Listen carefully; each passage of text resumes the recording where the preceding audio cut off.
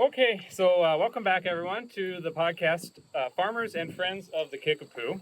And I'm Robert Bauer. I'm a grazing specialist and resource conservationist for Golden Sands Resource Conservation and Development Council, which is based in Stevens Point, Wisconsin. And Golden Sands RC&D is a 501c3 nonprofit, and we work across county lines in 12 counties in central Wisconsin, cooperatively to address natural resource conservation issues and promote economic development.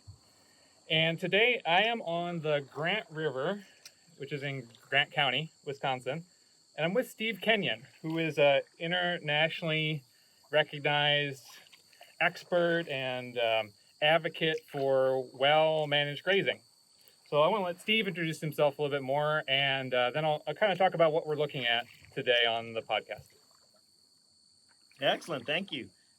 Steve Kenyon. I'm from near Edmonton, Alberta, up in Canada, and we're down here for a series of pasture walks this week, and quite a excellent opportunity to get to come kayak on the Grant River here. Kind of a nice difference from some of my other trips. Yeah, what was your trip into the States like? The flights to get here weren't how do I say it? They weren't easy and convenient. We ended up getting a long layover and then got in pretty late last night. So, but that's typical because normally I go to rural areas, so you hit one big airport and then have to go to a little airport somewhere. So that's expected. Yeah, so you drove from was it Madison? Yeah. Out here, you said you stopped in Platteville. Yeah, actually, the GPS took us kind of cross country to get here, and we saw some very interesting and neat parts of the countryside. Yeah, so we're down here in near Potosi, which is basically on the Mississippi River, give or take, or near Cassville, floating on the Grant. And what are some of the things that you noticed as you're going across the landscape there from Madison? First thing I noticed was corn, soybeans, corn, soybeans. There was a few cows, lots of old dairy, old silos. I don't know if looked like a bunch of them were no longer active. But yeah, definitely very heavy in corn and soybeans. Yeah, is that what you were expecting? Have you been in this area? I've been to Wisconsin before. Most of my trips I get to come in the winter time, so I don't get to see the plant life and the crops and stuff. So I wasn't sure what I was expecting coming to this part. I haven't been to this part of the state before. Yeah, have you heard the term driftless before? No, I have not. Okay. Yeah, this is, I think it's potentially part of the driftless. Sorry, I might have to catch up to you.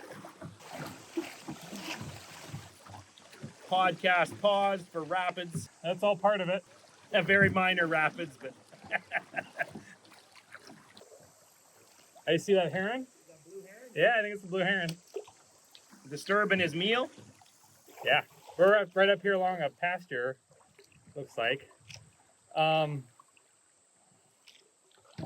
Yeah, so, maybe you're familiar with the driftless just being an area that hasn't been glaciated for the last 2 million years. Okay, yeah. And so the soils are a little older, the landscape's more deeply eroded, or, it's kind of a lot more topography here.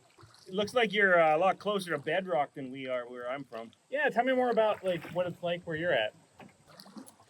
So the Edmonton area, I'm actually originally from Saskatchewan, but I moved to Alberta in 1999, so that's where I've spent most of my farming career.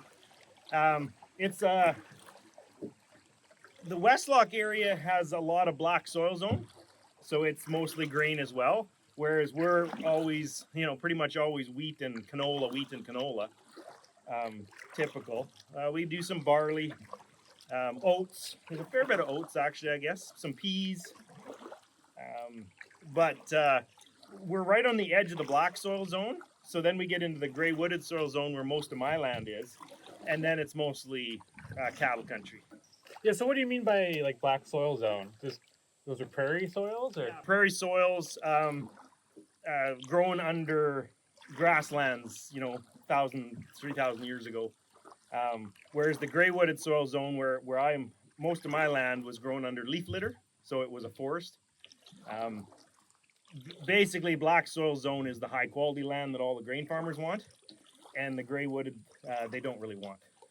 However, I've changed that, and now I have black soil where my pastures are. I actually have grain farmers that chase me around and try and buy up my land.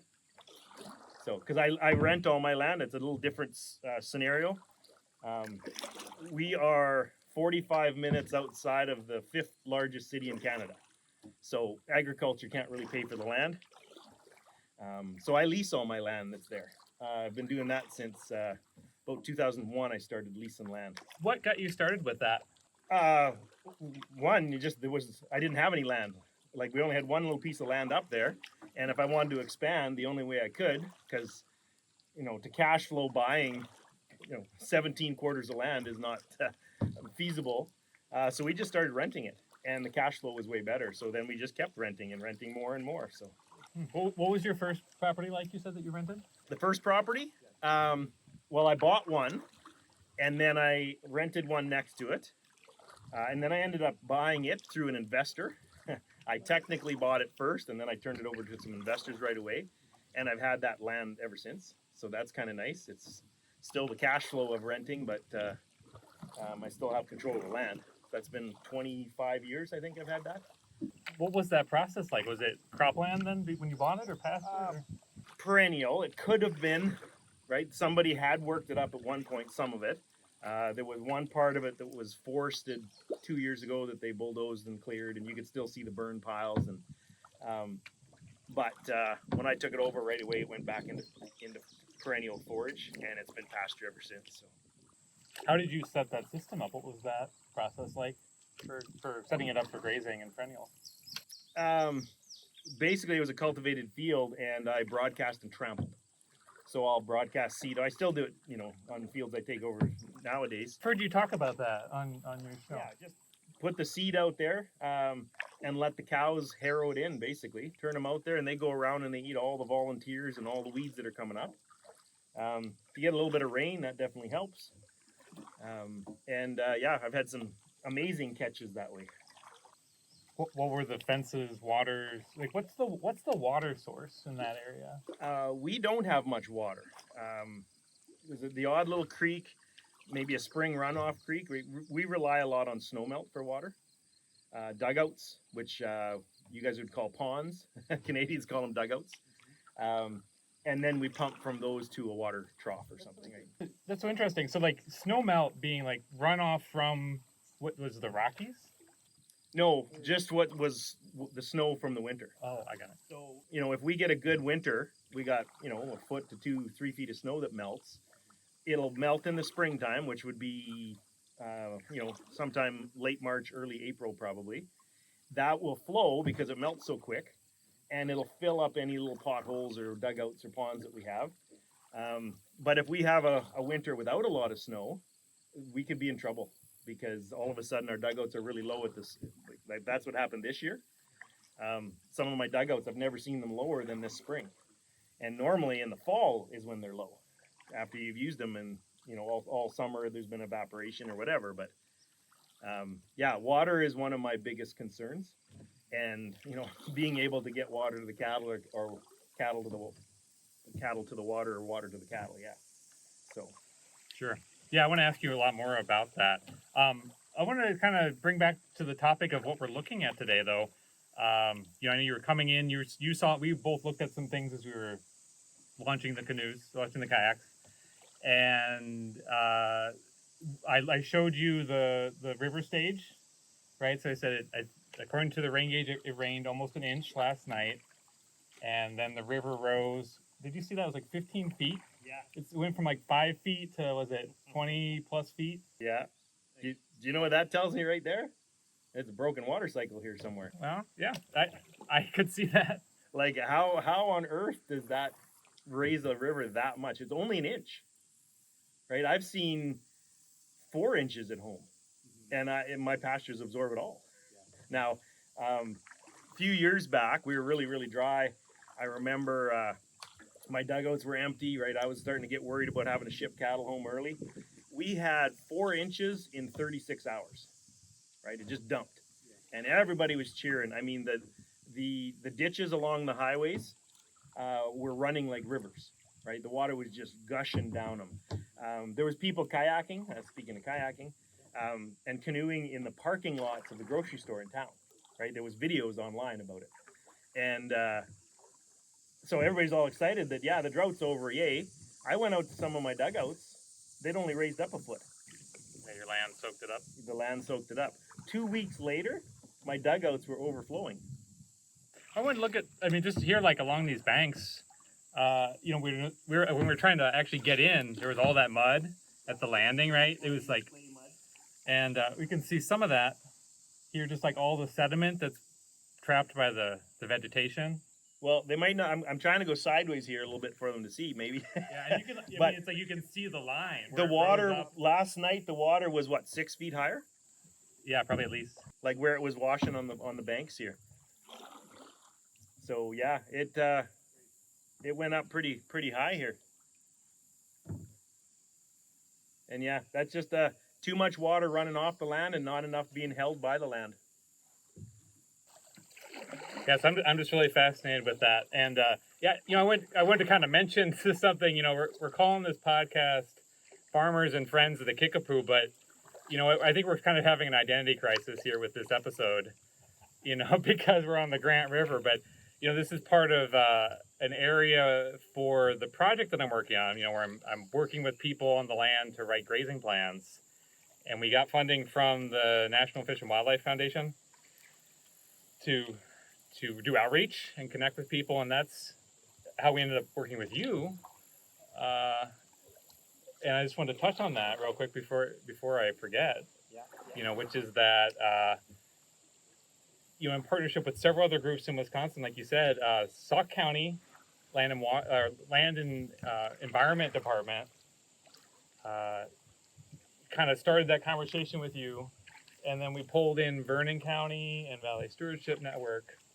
And then, thanks to Grassworks, I think they deserve like so much credit for this.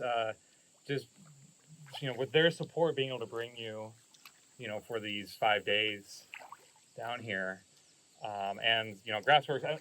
You know, you've spoken at the Grassworks conference before, right? So you're familiar with it. But for folks who don't know, you know, it's a membership-based nonprofit organization that is a resource for grazers, you know, in the state of Wisconsin and beyond. And they have an annual conference, like you said, where you spoke several years ago. And then in 2026, they're actually going to be in La Crosse, which is really close, you know, to the area where I'm working here. And it's January, they just announced it, January 22nd to 26th in La Crosse. And they have a call for presentations and things out now. So I'm just looking forward to that. But. So another observation, that cornfield's awfully close to this river. It's right beside it, right up to the bank. So there's no filter zone, there's no buffer zone, right? I like to leave enough space, especially if livestock are going to be using a water source too. But I mean, just the runoff coming off that there's no, you know, nothing's going to catch it. There's not even hardly any shrubs here on the riverbank up to the corn. The other side looks okay. It's got lots of trees and vegetation and all sorts of wildflowers. Yeah, what was it you said to me earlier about the water? Something you were going to point out? The water is very dirty. Not unexpected. I mean, we have very dirty rivers too, but it just seems that's what happens in agricultural areas, right? There's just a broken water cycle. We've got soil erosion. Right there, there's a bank that's fallen down. Right, that's soil erosion right there. We need stable banks and stable land to hold on to the water and hold on to the soil.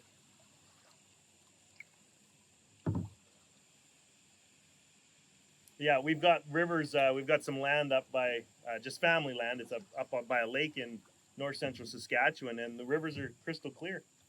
It's just that there's no agricultural there. Just cattle and hay lands, but those are all perennials most of the time. So yeah, rivers are crystal clear. It's gorgeous up there.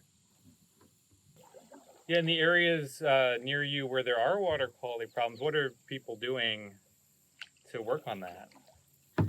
I don't know what other people are doing. I mean, we got lots of watersheds working on stuff, but for me, it's creating a natural way to filter. Okay, so here's an example. I have one pasture that I actually got years ago, and I should have done this long ago, but there was already a water system set up. There was a dugout that it pumped up to a tank, and then it gravity flowed to a trough. So I just left it. I mean, it was already there. It was already working, so I left it there. But the problem with it, it was on the trough was on the high side of the dugout. So basically, all the cattle would come drink out of that trough. The manure and urine would get left there, and then in a heavy rain or in the springtime when the snow melted off, it would flow basically right into the dugout from that, through that spot, taking all that manure and urine into the water system. So I got away with it for years, not changing it, because we had lots of moisture and lots of water, and that dugout would fill up. But then a few years we were pretty dry, and the dugout got really low, and then all of a sudden I started getting all sorts of yucky, smelly algae and growth, and the quality of water just dropped drastically. So what we did is we changed where the water trough was. We pulled it farther away so that any of that flow would go in another direction, and we also basically fenced off that entire area so that the cattle couldn't get to it, and now it's overgrown with grass and forages, and it's basically a filter strip now. So the water still flows into the dugout that way, but there's probably years and years and years of manure that's there, but we've got a lot cleaner water. And like I said, this year the dugout is lower than I've ever seen it, and the water still looks like it's in good quality.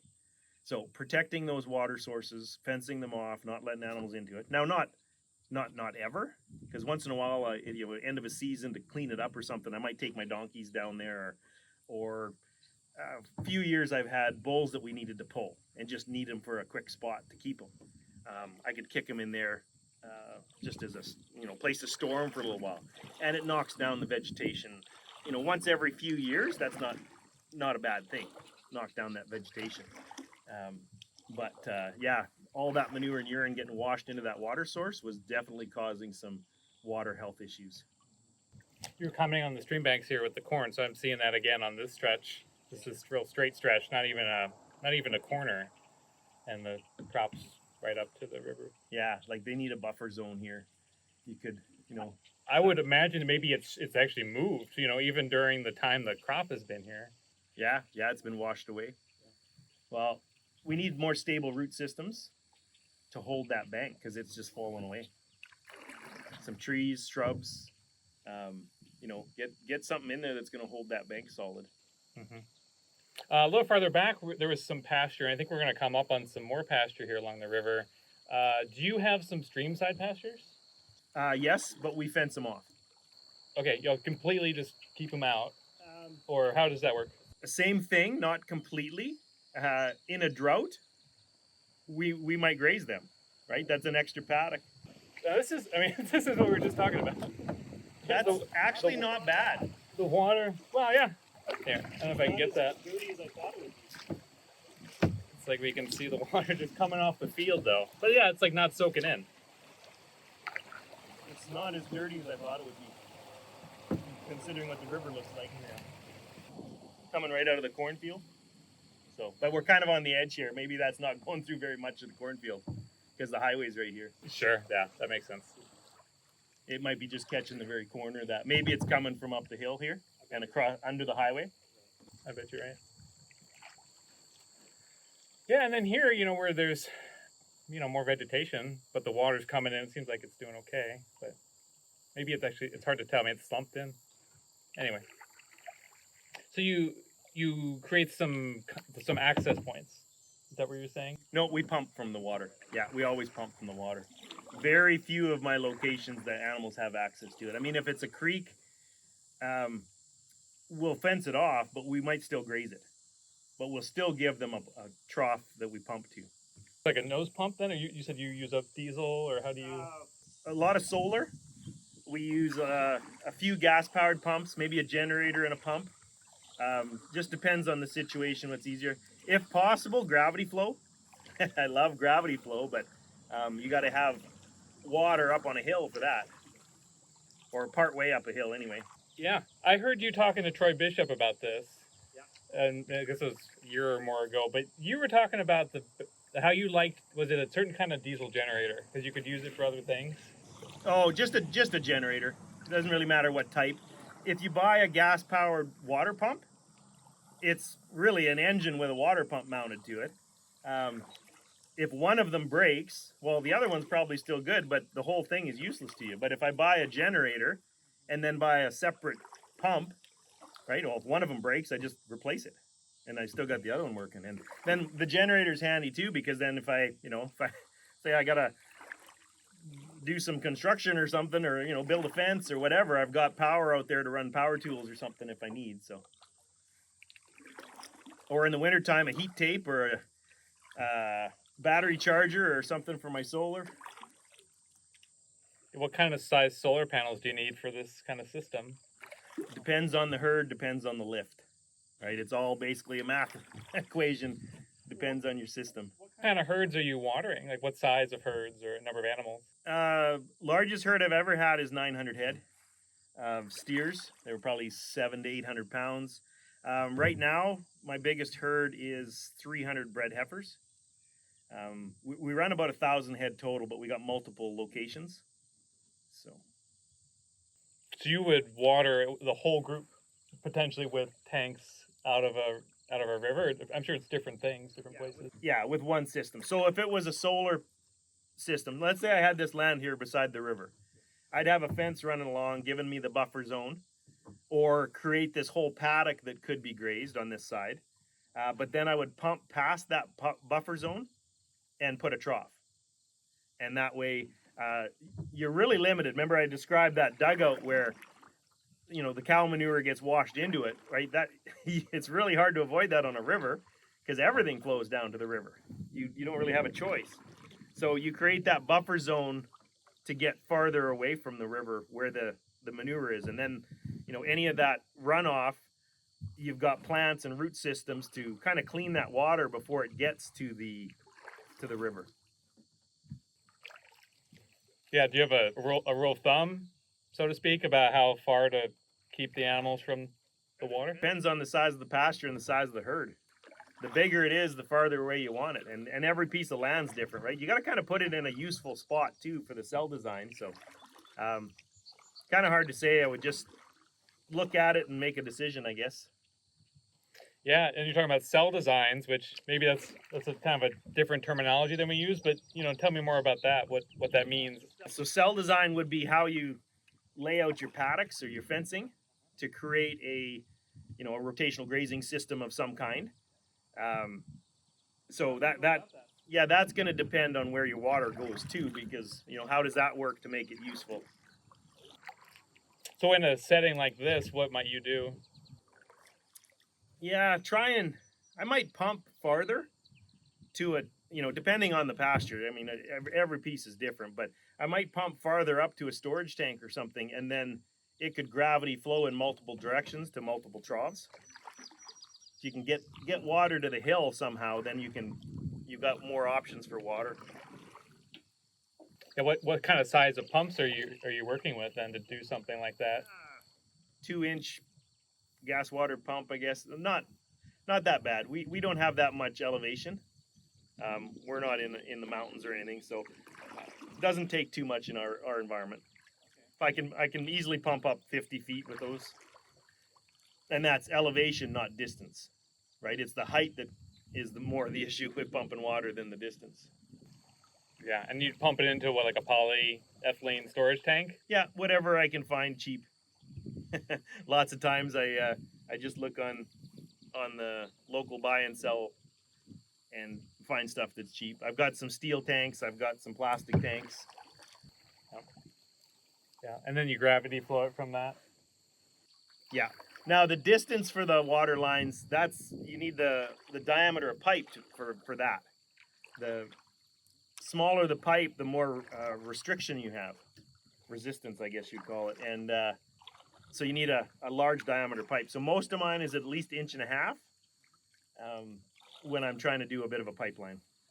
And it's all surface pipeline usually what you're doing, or? I don't bury it because I've got all rented land.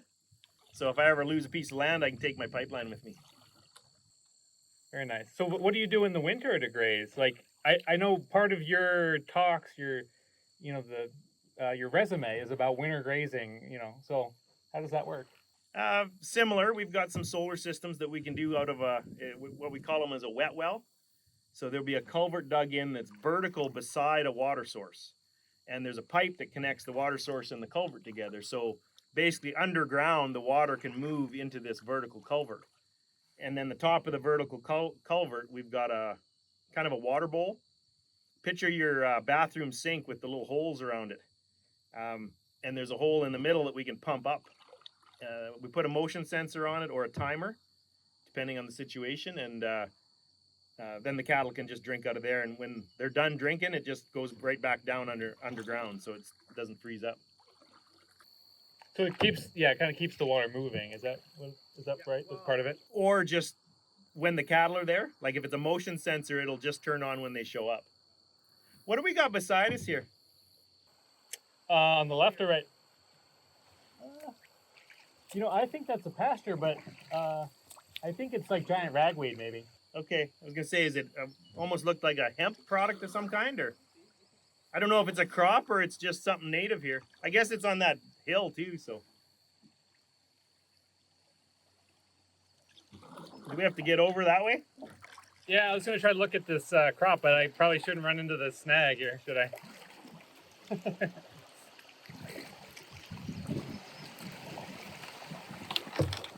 Avoiding the deadwoods would be a good idea. Yeah, it looks like giant ragweed to me.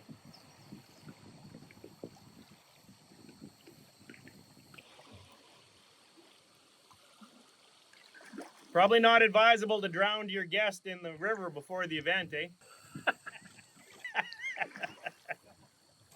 No, not advisable at all.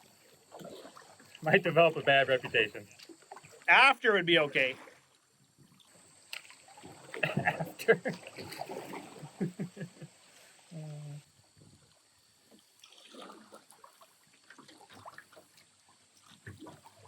It almost looks like some really tall stinging nettle or something. It does. Well, it looks like all this looks like reed canary grass and willows. There's even a giant stump there left in the middle of the field. It was harvested, but this was flooded, wasn't it? Yeah. That's why this is all down. Yeah, it's just all down. It just got flooded. Last night, probably.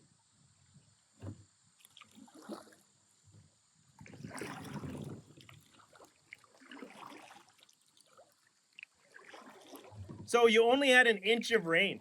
That's what the gauge said. That shocks me. Yep. The USGS. Yeah, like an inch of rain, you should see nothing. Like that should just be. Well, okay, I'm gonna ask you some questions.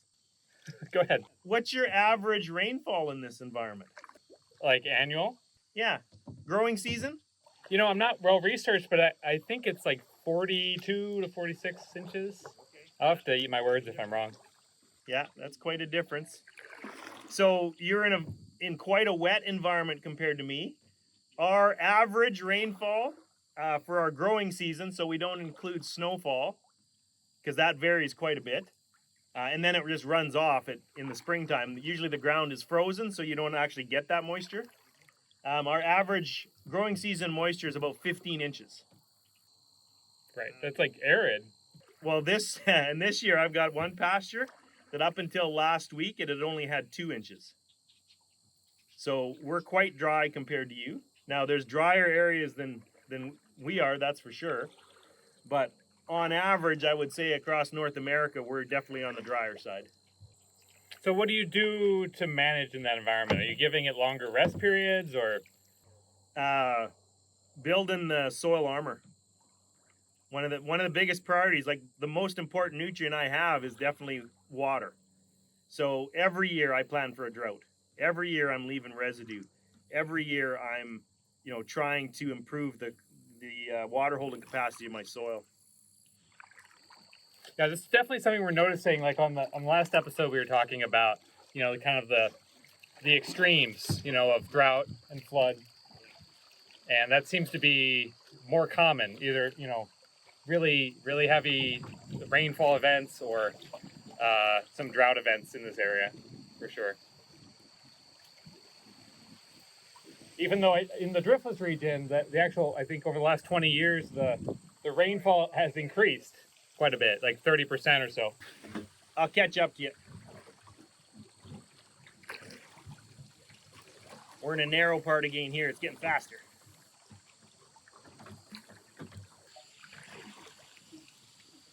So now we got all these overhanging trees, stabilizing the bank, making it, a lot stronger, better watershed, and we're getting bushwhacked with it because we got a kayak underneath them. Yeah. Yeah, I want to learn more about this environment you're grazing in. So 15 inches of rain a year is what you said, right? Yeah. So so like a rest period for a pasture. I actually just wrote an article on that. It'll be coming out in Stock and Grass Farmer soon. Rest period varies all the time, everywhere, all the time. Basically, my answer is it depends on a lot of things, right? So our environment, basically, if I was just starting with a piece of land, I didn't know too much about it, my first one would probably be a twice over rotation, which would mean my first rest period, we'd get 2 grazings out of it, basically, is the twice over rotation. First rest period would be 40 to 50 days, and then depends on how the season goes, right? Our second one just depends on the growth, because our growing season, I guess the biggest difference we probably have is we have a 4.5 month growing season. That's it. So whatever we grow in 4.5 months, that's, how long can we graze? Well, I have grazed 8 or 9 months or 10 months just on pasture, but that depends on management. So if we have that 40 to 50 day rest period on the first one, then our second one's probably going to be 90 days plus, but we're never getting to the third one. Or once in a while, if I've got a really good pasture, maybe I've been managing it for a while, we'll get part of a third rotation. So technically it would be 2.5 rotations. So some of the paddocks would get grazed twice, and some of the better ones might get grazed a third time at the in the dormant season. And like, what kind of yield do you get from your pasture in terms of tons of dry matter? I don't measure in tons of dry matter. I measure in animal days, but we can be up to 200 animal days per acre. Can you convert that for the audience? Yeah, it's kind of hard because some people measure in stock days per acre, some in animal days per acre, but they have a different rate from it. I originally took mine from a mentor of mine, Dennis Wabasser. He started out with, or he was a holistic management practitioner. So that's where I first got mine from. And his was actually even a little different than most of holistic management. So I can convert it to the universal language for farmers. We can make anywhere from $60 an acre to $350 an acre, depending on the land. Well, okay, so in Wisconsin, a typical stocking rate is 1,000 pounds of animal live weight per acre per year during the growing season. And the growing season is usually about 6 months. So 180 days. So would that be 100? Well, and I guess it depends on what kind of animal. 1,000 pounds is probably smaller than a typical cow, right? Maybe a typical cow might be 1,200 or 1,300 pounds. Yeah. So that would mean maybe it's 7/10 of an animal per acre. I'm just, or 3/4. Yeah, my base unit is a 700 pound yearling. So instead of the 1,000 pounds. So little different. It's hard to compare apples to oranges. All 3 sessions that we're doing this week, we're going to go into economics of grazing, and I've got my pasture calculator that anybody even listen to the podcast, if you email me, I'll gladly send it to you, because every pasture is different. You got to run your numbers and see if it's worth doing what you're doing. So you're grazing anywhere from 4 months to 8 months out of the year. What species are you grazing? We are definitely mostly cool season. If I'm first putting in a a pasture, taking over some grain land or something, I will put in some warm seasons, but we're definitely a cool season environment, so C3 plants. So we got bromes, orchard grass. I like some fescues. I like some creeping grasses and some bunch grasses. Legumes, mostly what I'm doing right now is adding legumes to pastures. I actually bought a drone. I don't know if you knew that. I bought a big seeding drone just to top dress pastures because I got tired of top dressing with ground equipment because it's hard on equipment and hard on my back. The drone's pretty handy. So in my environment, clovers do really well, but as soon as you get a drought year, the clovers all die out and then you're kind of starting again. So after every severe drought now, I've learned I just add some more seed. We get a good wet spell and it'll kick back in and we're rocking again. What time of the year? What time of the year do you seed the legumes, or do you broadcast the seed? There's a couple different ways of doing that. If you've got an established pasture, I mean, you're not going to get a great germination just throwing seeds out there. So a couple of tricks I do. One is frost seeding. So in the springtime when the snow's gone, but we still have the ground's freezing at night but thawing during the day, then I can get the seed out there. And then that freeze-thaw action helps us out there. You caught on a deadwood there.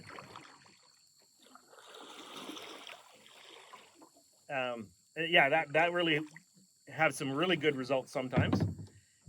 Small window though, right? That can maybe be a week, and are you available that week? Are you busy doing something else? So another way to do the same thing is actually do that in the fall. So after growth has stopped, and you're sure that you're not going to get a warm spell and something's going to germinate, but before the snow hits. Some winters that's a small window too, but some years we don't get snow till December, so we broadcast seed out there. And then what happens is in the springtime, we get that freeze-thaw action that helps get some seed to soil contact. Usually a much bigger window, I can get a lot more acres done that way. And then alternative to that is in front of the cattle, right? Get some high stock density out there and get them to stomp it into the ground. Or in front of a big rainstorm. If I know there's a big rain event coming, I can get some seed out there and that happens. Now, it doesn't always germinate right away. I've seen seeds come up months later, and I've seen seeds come up years later. For example, I just had a field that I seeded in 2023 with a bunch of legumes and clovers, and they didn't germinate. Nothing came up for quite a while. And this summer, not even in the springtime, but in the summertime, second rotation, I've got clovers, 1.5 foot tall, thick, so thick the dog can't run through it. Yeah, so a lot of hard seed maybe. Yeah. Well, the conditions were right. We finally got the moisture, right? We got a good rain event. I think we actually that pasture got 3 inches in middle of June. Whereas the pasture 15 minutes from it didn't get it. So, and it just needs the right conditions, and those seeds are there, right? Sure. A lot of people will ask me, well, what about just leaving, let nature do what nature does and just let it go? I've done that numerous times as well, but boy, it's night and day difference when I actually put the seeds out there. It speeds it up. I have a video I posted on Facebook years ago. I purposely skipped a gap on a cultivated field I was seeding down. And 5 years later, you can still see that gap plain as day. It's, not near as good a quality. Right. You mentioned about getting more acres done. So, what is it like when you drone seed something? How does that work? Drone seeding, it doesn't carry very much seed, and the batteries don't last very long. So I'm landing that thing every 8 minutes, but the pit stop's really quick. So how many acres do you do in that time, or how much? I can do, on average, about 15 acres an hour. So, for example, I did some cover crop seeding a few weeks back. I put in long days. I think they're 12 to 14-hour days, but I did 450 acres in 2 days. So I can get a lot done, right? I can keep moving, and as long as you can keep moving with it and kind of stay close to the machine, you can seed a lot in a day. Yeah. So you just sit at the farmstead there with the chargers, a bank of chargers? I keep it in my truck, so I got a generator on the back of my truck, and then I move along with the drone. It speeds it up. If I have to sit at the far side of the field, like on a grain crop, I've done that, where you got to, maybe I'm putting a cover crop over top of corn or something. Then I'm slower, 10 or 11 acres an hour. You just got too much empty fly time. But if I can stay with the drone and move along with it, we can get a lot done in a day. How much seed did you say the drone carries? With legume seed, right, small heavy seeds, I can get probably 17 to 20 pounds in my tank. So if I'm seeding 5 to 8 pounds an acre, it matches the batteries nice, and we can get a lot done that way. If I get a lot of light, fluffy grass seeds in it, or the one legume that's light and fluffy is sainfoin, then it slows me down because I can't get enough seed in my tank.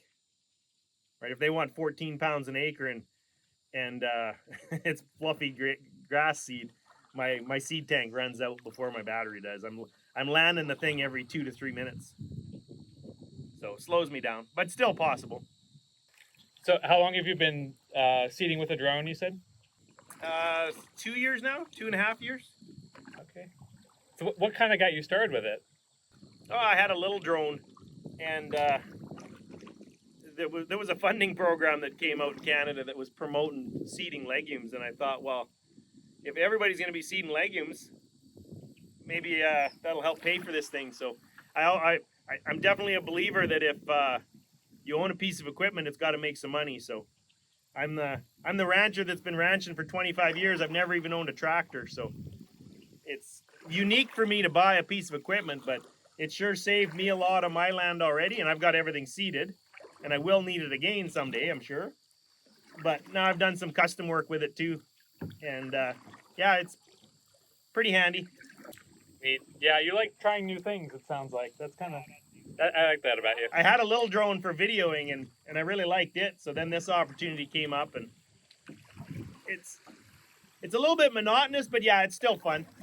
It's a very unique toy that most people don't get to play with. Yeah. Maybe you know this, at the pasture walk at Cincinnati tomorrow, they're going to show how they use the virtual fencing. And so, that's a lot of people are talking about that now. What is your take on virtual fencing right now? Virtual fencing. I've been waiting for it for 20 years. I'm pretty sure it's 20 years plus. I was at a conference in Saskatoon, Saskatchewan, and they talked about this virtual fencing, and I was all excited about it. It's taken a long time to get here. The problem I see with it, and I don't have it, and I'm a little resistant to get it now after I've been waiting so many years. Are we replacing cheap labor with very expensive labor? In a way. Because some of the guys that have it, I've heard that they got to bring the herd in, put all the collars on, right? That's 2 to 3 people, 4 people. The number of times you got to process the whole herd just for collars, and then if something goes wrong, you got to bring it in, and plus you got a monthly fee. I'm not sure. I'm not sure in the long run it's gonna be cheaper than hiring that guy for $20 an hour to go out and move your cross fence.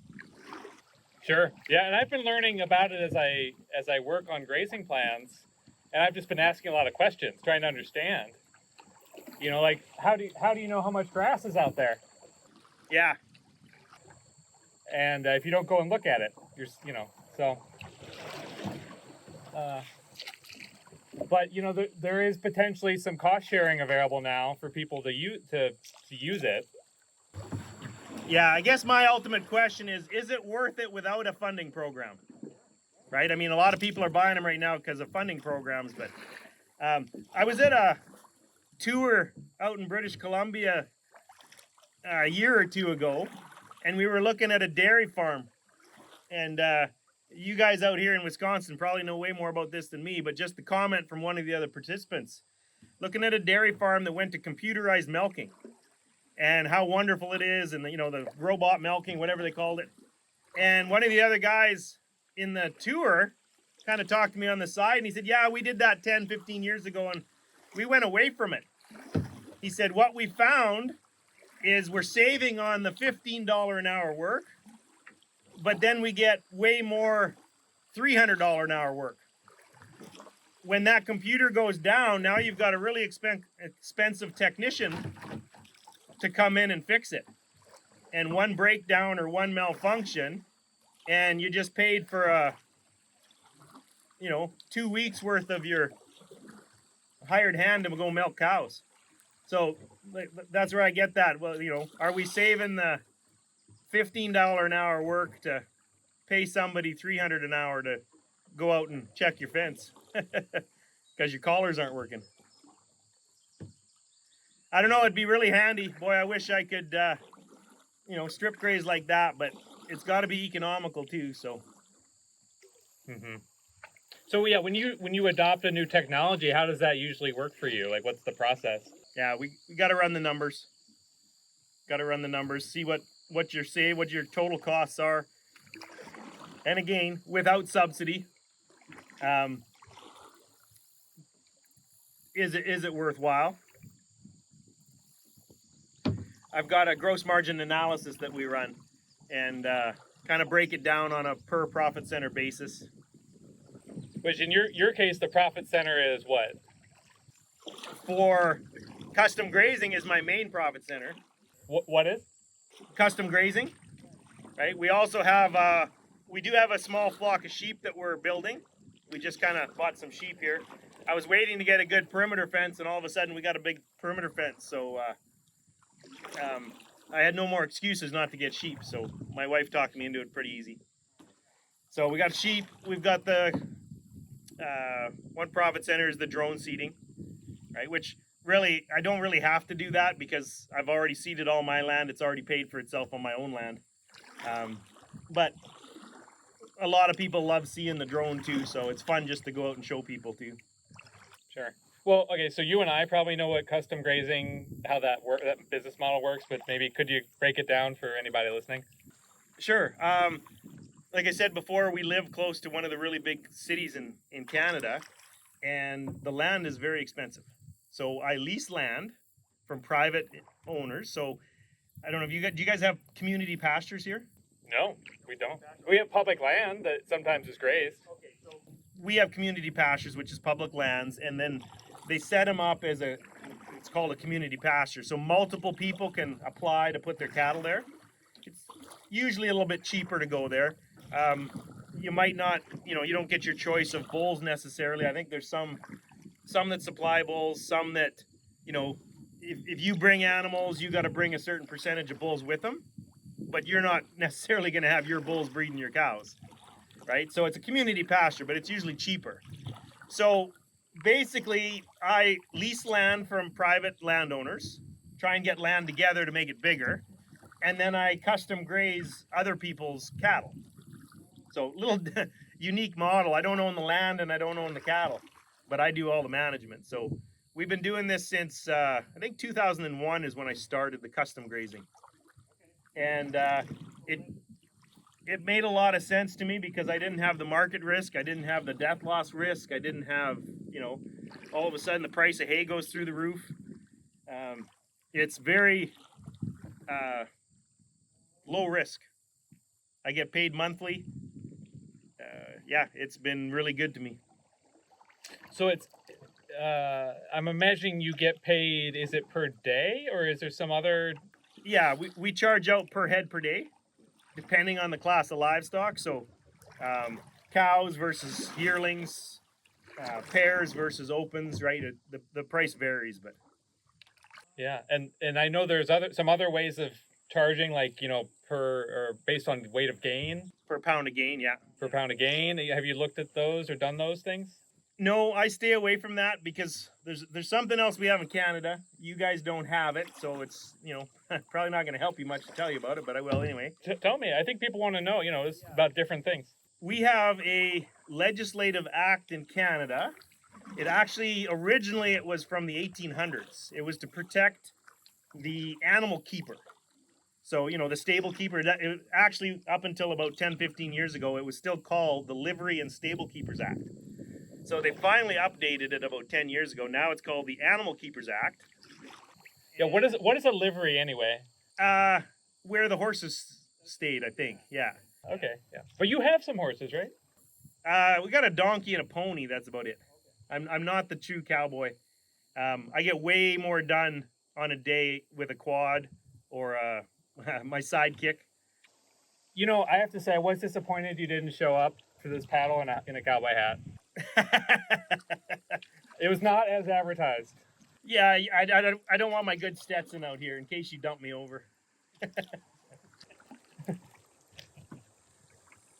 So, okay, so they changed it to the Animal Keepers Act. Yeah, so the Animal Keepers Act, basically, if I don't get paid, I have the legal right to take the animals to auction to get my money back. So the crown actually gets the crown would be our government, right? Because we're still under the Commonwealth, sort of. They say the money would go to the crown, the owner. We would get our fees out of that first, and then the owner can apply to get the remainder. So basically, it's a lien of possession only. I only have that lien if I have the animals under my control. If I let them go home, I lose my lien. And if we get paid by the pound of gain, they have to go somewhere to get weighed, unless I have a scale, right? So, yeah, I don't want them to leave until I've been paid. Sure. And so then you said you get paid monthly for your daily grazing. Yeah, we get paid monthly in advance, actually.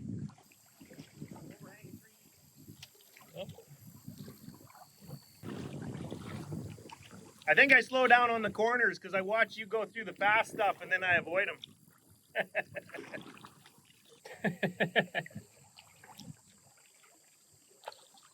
Well, hopefully that's what everyone listening to the podcast is doing. They're listening to you, learning, avoiding the mistakes. Or That's the best way to learn, is learn from other people's mistakes, right?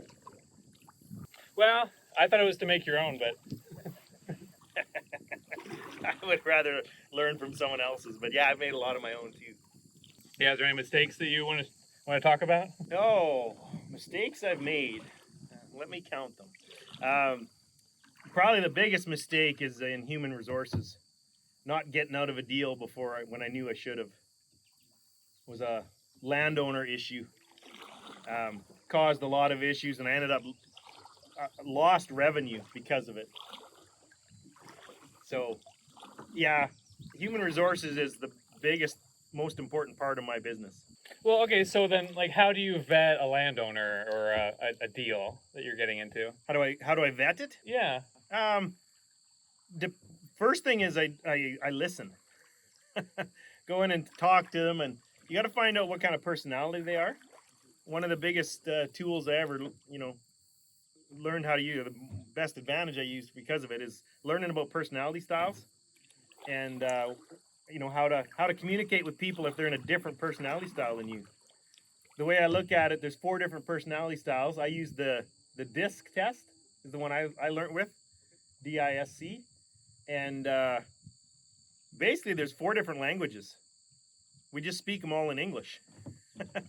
So what I say, somebody with a different personality style might hear something totally different.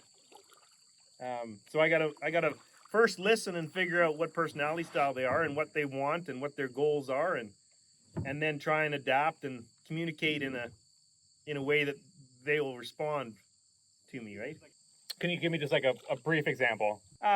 So I'm a D personality, which is a very direct, right? I just want to tell me the punchline. Don't worry about the details. I want the answer. Wait, what is the DISC part? What are the 4? So yeah, D is for dominance. I is for influencer, which is your social butterfly. They like to communicate. They want to make sure people like them all the time, and they're very social. S, what's that one stand for? They are the hard worker, resistant to change, and the C is the conscientious. They are the perfectionist. right? They got to know all the details. They got to do things in order. They want to make sure things are the way they're supposed to be. So as a D personality, if I go in with my blunt, quick to the point, attitude, I'm going to lose the other personalities. The I is a social butterfly. They just want to chit chat, right? If I'm in and out in 5 minutes, and they're like, "What happened there?" Like, Yeah, before they get down to business, they want to chat. yeah, he blew out of here like a storm. I don't know if I want to work with him. That perfectionist personality, right? I don't care how it gets done. I just want the end result as a D. But they want to know every detail on how it's done, to every fence post, to every, make sure those lines are straight. I've actually lost land because of a crooked fence before, so it's A fence you built, I assume? yeah. For 10 years, it bugged him that fence was crooked. So he kicked you off? Yeah, well, he was grateful. I actually heard him say that he's so glad to get that fence out of there. It's bugged him for 10 years. But I moved the fence with the type of forage, right? If it's a tree line, I will follow the tree line so that I keep the forest separate from the open land, right? But back then, I didn't communicate that with him ahead of time as why that fence was crooked. But it just bothered him because of his personality style. So very important to understand that. Be able to communicate in their language, not necessarily in my language. Well, you probably meet a lot of different personalities. Just you travel around. I mean, where have you been in the world meeting people and presenting? Well, a lot across Canada, a lot across the U.S. I've only been overseas technically once. I went to Estonia and Finland not last winter, winter before.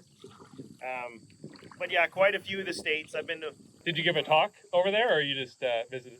Yeah, doing talks, doing seminars. I mean, mostly the northern ones, obviously, but slowly getting further south. Yeah, and then you have your podcast. Can you talk more about the podcast? Explain that for people. Yeah, sure. Our podcast is called Wednesday Night Networking. We partnered with the Gateway Research Organization. They're a local applied research association in our area. It sounds like it's a farmer-led thing. Is that right? Yeah, you bet.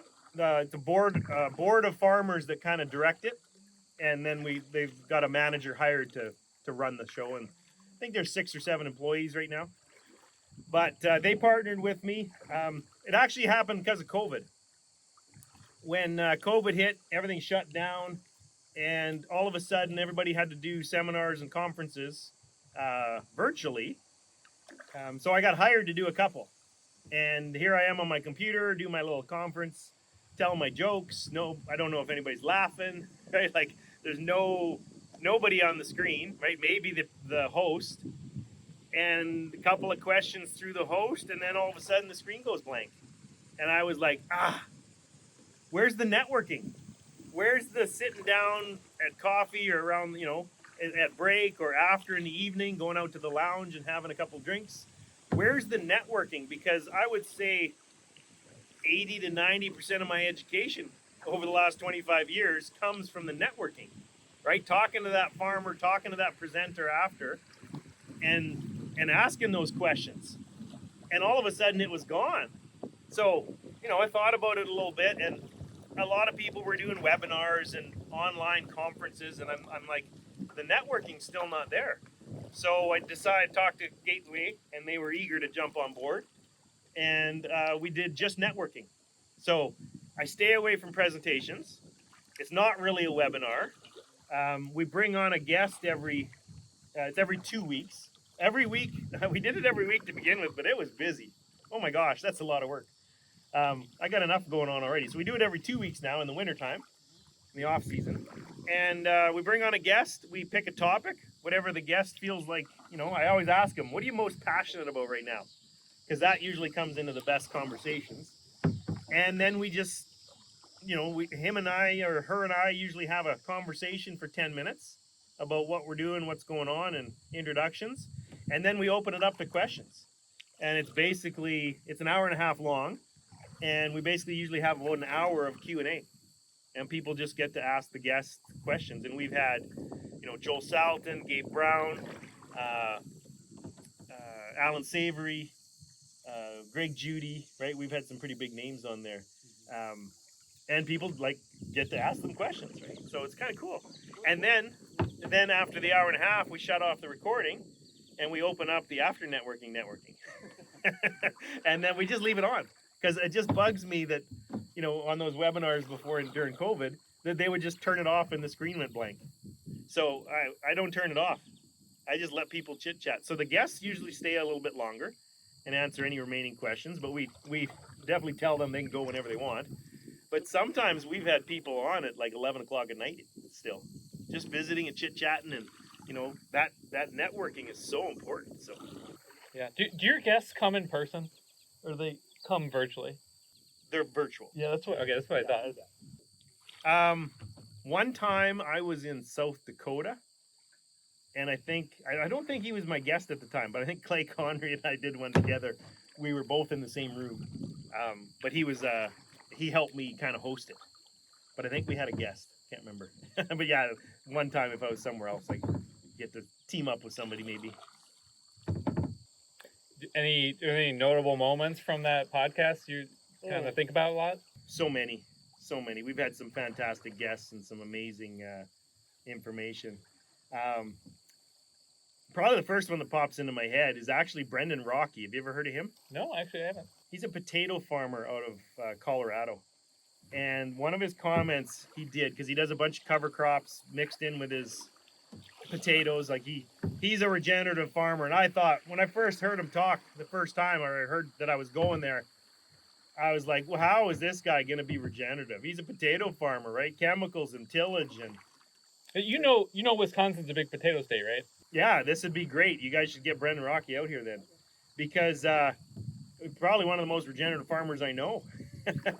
And one of the statements he said to me was what he's doing for his land right now, right? His amendments, his cover crops, everything that he's doing, his regenerative practices. It's not for this year's crop. It's for the crop 5 years from now. 5 years. Totally different mindset to most of agriculture, right? Everything is, what do I do this year for this crop? And that is a mindset that triggered me.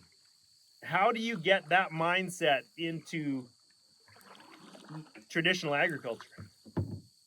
Pretty hard. That is a huge obstacle, but yeah, I would, if you guys are a potato state here, by all means, you need Brendan Rocky. Now, I know he's really busy and he's hard to get. I think he's only got a couple of months out of the year that he'll do presentations, but I highly recommend him. Yeah. Well, the fun fact is that the Wisconsin state soil, do you know which one it is? Yeah. What's the name of it? Sorry? What's the Wisconsin state soil? State soil? No, Yeah. I don't know that. Okay. Well, you gotta learn now that you're here. Okay. Antigo, Silt Loam, Anago. Okay. And that's where they grow all the potatoes. Okay. Yep. Used to be, forest. It's well drained, so you don't get moldy potatoes growing. But Well, the quick version of Brendan's crops, his potatoes has 6 or 7 different species grown with them that benefit the potatoes, right? It's not just a potato crop. It's a cover, a polyculture all on its own. And then his alternate crop, he basically only has 2 crops, his regenerative potatoes, and then his alternate one is a cover crop mix that he has somebody else's animals that graze them. well, that's up your alley. Yeah, like he understands the value of that animal integration, and he said his yields are just as high, if not higher, than they were conventionally, and about half the cost to put them in. So is that a summer annual or winter annual? You said? I'm not sure what he's putting in. That's okay.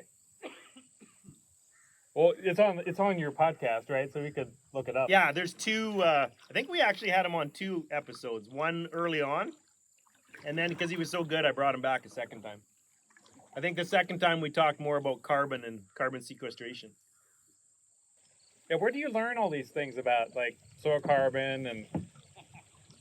Conferences and seminars that my local applied research associations brought in, basically, that, like, grow. Right? You bring in speakers. You're doing that right now this week. right? That's where I learned it from. I didn't learn it from university or college.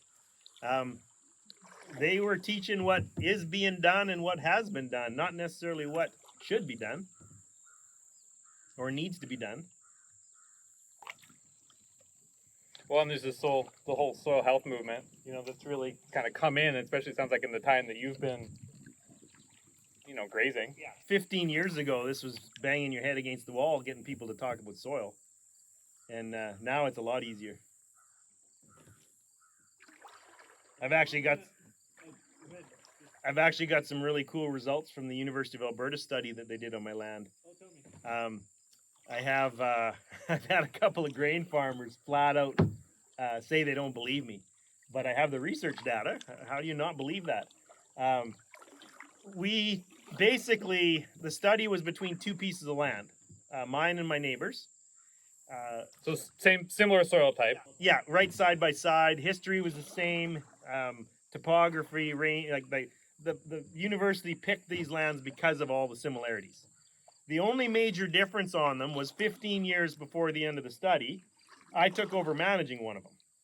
So, gray wooded soil, basically it was forested 50 years ago that somebody bulldozed and switched it to continuous grazing, right? That's the history basically.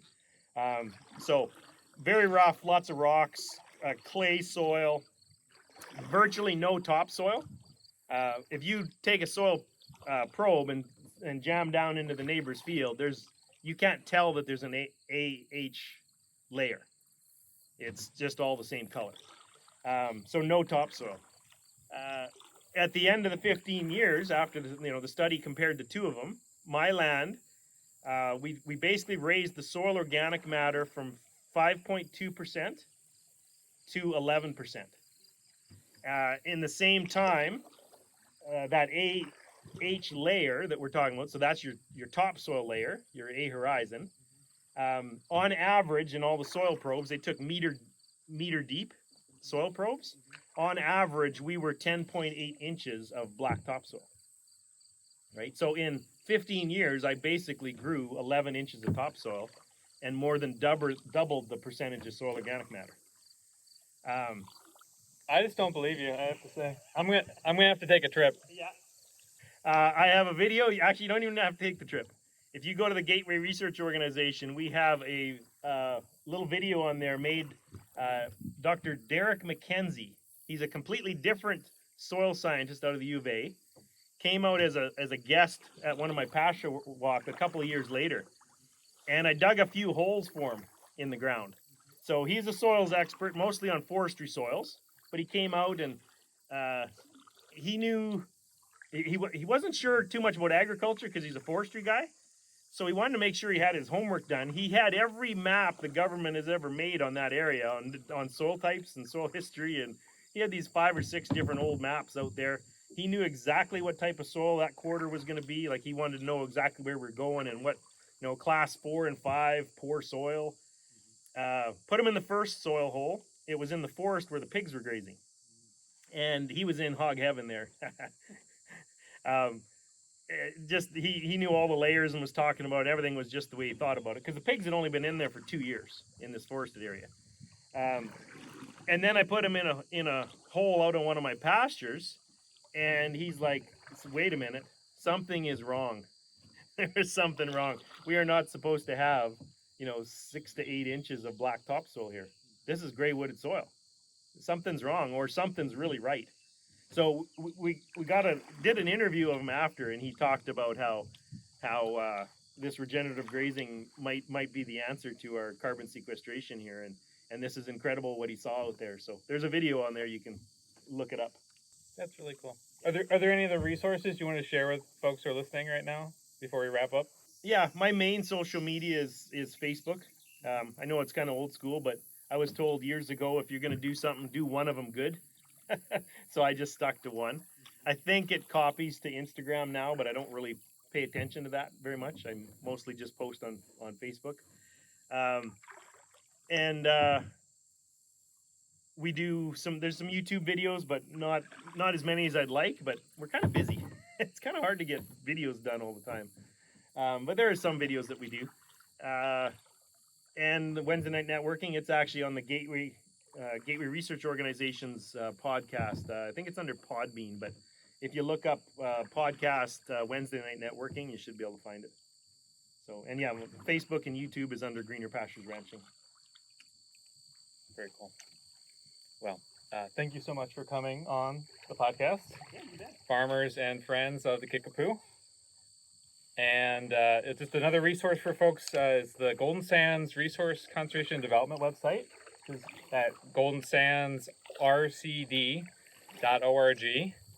And our grazing team has put on there some resources for folks. We've recorded webinars talking about grazing economics. We have resources like a list of where you can rent a no-till drill for seeding pastures. And we're hoping to put up the keynote recording of Steve Kenyon's talk, which we're doing tomorrow at Sinawam Mound. And there's a lot of resources on there. Again, Golden Sands with an S, rcd.org. So thanks, everybody, and we'll see you next time.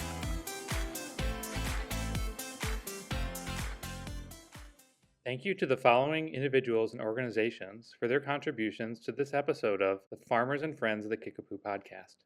Lisa Jamila and Frito Jamila Worth for use of the 2 kayaks. National Association of Conservation Districts for supporting podcast production through an outreach and technical assistance grant. Pointers Connect internship program at the University of Wisconsin-Stevens Point for internship services.